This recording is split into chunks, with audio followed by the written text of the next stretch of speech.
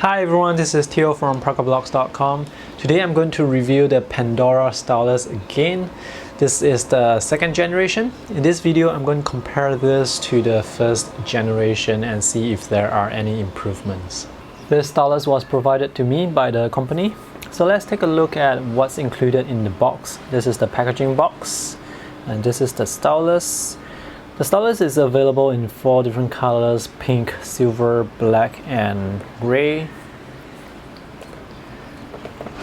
This is the charging cable that's included. So this stylus is actually powered by battery, and to charge it you have to remove this cap right at the back. In order to charge this, you need to connect this adapter, micro USB adapter, to USB adapter like this, and you can connect this and plug this into your computer. With the cable provided, you can connect this to the stylus like this, and this end here you connect it to the adapter and can plug it into your computer. The other thing that is included is this ring here. This is double-sided tape, so you can paste this onto your tablet or onto your phone. It makes holding the tablet easier. I have almost forgotten about this. They have actually included a pen case, so this is pretty cool. It has nice texture. This is not real leather, by the way, and it can protect the stylus quite adequately, so this is great. Let's look at the design of the stylus. So this is the second generation stylus. This is the first generation stylus. Physically, the design looks exactly the same. I wasn't able to spot any significant difference, except that on the second generation the logo is now printed here. On the first generation there wasn't any logo. The new stylus still features a very small tip. So this is the old one, and this is Untitled-2. For Untitled-2, the tip, it wobbles slightly, but the tips on the Pendorra Stylus, they are firm, they do not move. But even if it wobbles, it's not really a big issue. This is the Apple Pencil. These two are Pendorra. I would not be surprised if people were to mistake these two styluses for the Apple Pencil. They look very similar in shape. Some differences would include this band here. So for Pendorra, these two bands, they are actually light indicator. When you switch them on, the light will turn blue. And the tip for the Apple Pencil is white versus the black tip. And this smaller stylus here is the Untitled-2. Alright, so what are the improvements? First, the company said that the line deviation issue has been resolved. So that means drawing the diagonal lines, it's going to have less jitter, it's going to be more accurate. I'm going to test that out and show you later on. The second point is the line's intermittent issues have been resolved. That means the line breaking up. I actually do not have that problem. The third point is the charge state. While charging, the stylus can now be used. And the fourth point, you can now switch on and off the stylus instantly. So with the older model, you have to wait for 2 minutes of inactivity for it to shut down automatically. But for the new stylus, you can either wait 2 minutes or you can just switch it off instantly just by pressing the button right at the back. And with the new stylus, when it's in low power, it's going to show off red light here. And that's all there are for the differences. Before I start the line demonstration and test, I have to say that how the stylus will perform will depend a lot on the tablet that you use. So having said that, let's start with the iPad mini. I'm not sure which version this is. I'm going to test for the accuracy and parallax error. This stylus does not have any pressure sensitivity, and it doesn't support palm rejection. So when you're writing or drawing, you have to lift your palm from the glass screen. If not, it's going to create stray marks. So right now I've drawn some slow diagonal lines, and the jitter issue is quite obvious. It only happens for diagonal lines. For horizontal lines, let's check it out. not an issue, but I can see parallax error. So the lines, they appear to the right side of the tip. And let me turn my pen in this direction and draw.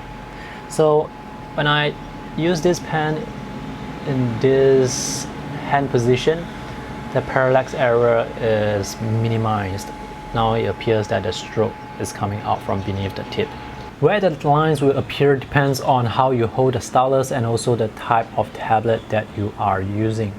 So for instance, in this particular tablet, the iPad mini, the lines, as I draw them, they appear to the right side of the tip, and now the iPad mini is in portrait mode. If I were to turn this into landscape mode, like this, now the lines, they appear directly beneath the tip, even though I did not change my hand position. So this is the first gen stylus. Let's see if there are any improvements to the second gen. For the second generation stylus, I'm going to do the same thing. I'm going to draw slow diagonal lines, and I actually see no difference at all. The parallax is still the same, it's still there. In this case, it appears to the right side of the tip as well. If I use this like this, there is no parallax. So this is the second gen. And now I'm using first gen stylus. This is Samsung Galaxy Tab S3. Same thing here, I'm going to draw diagonal lines very slowly.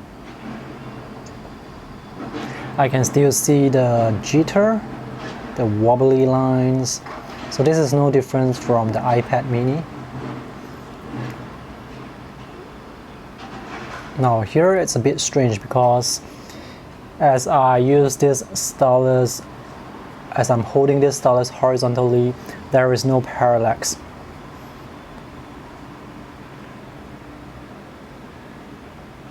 And here the parallax is slightly below the tip. So the parallax here is different from the one on the iPad mini.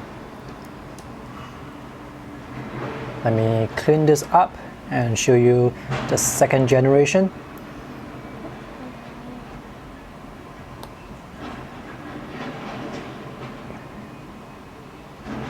So the jitter is still there. It's not very different from the first generation. Let's test for the parallax.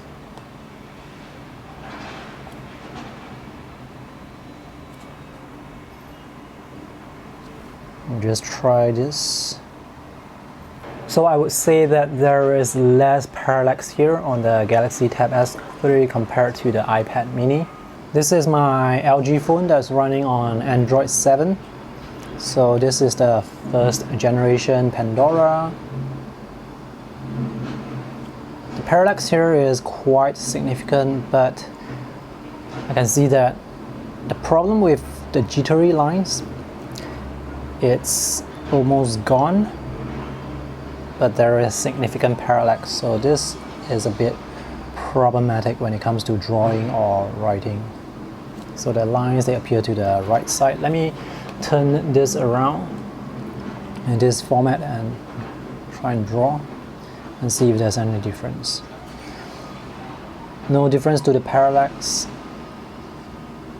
The diagonal lines, they are still straight. Let me switch over to the second gen.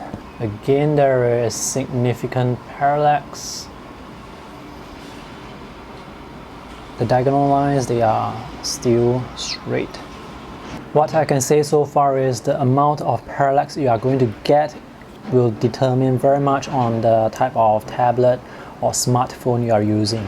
So in this case, the parallax is very significant here, but the diagonal lines, there are no jitter. And now I'm using the iPad Pro second generation. This is the first gen stylus.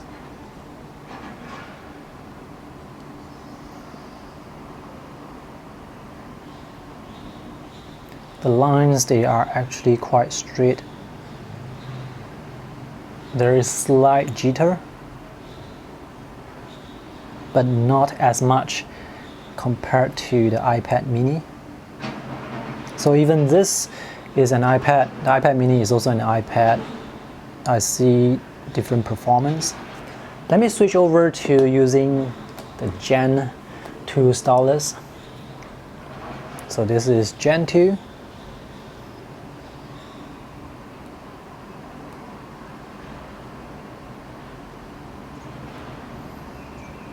There is slightly less jitter here.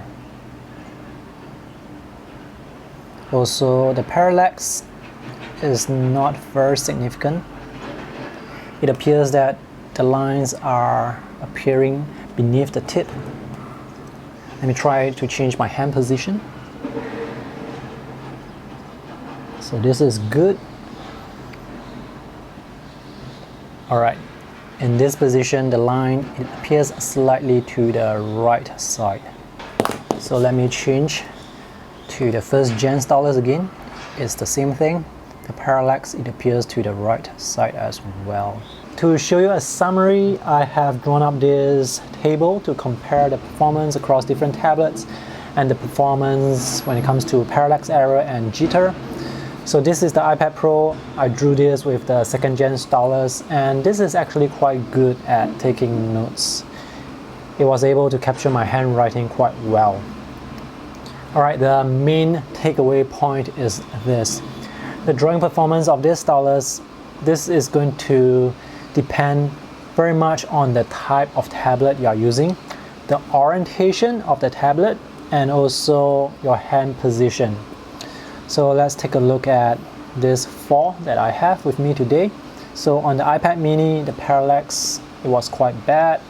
It has bad performance when it comes to drawing diagonal lines slowly as well. So on the iPad mini, this stylus is not very accurate. On the Samsung Tab S3, the parallax error is not that significant, so it's good, but it has bad jitter, so drawing diagonal lines, it's still quite wavy.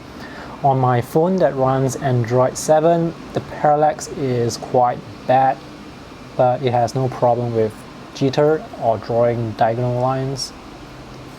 On the iPad Pro, the parallax is not bad, but it's not that good either, so it's average. It has quite good performance when it comes to drawing diagonal lines. They are quite straight.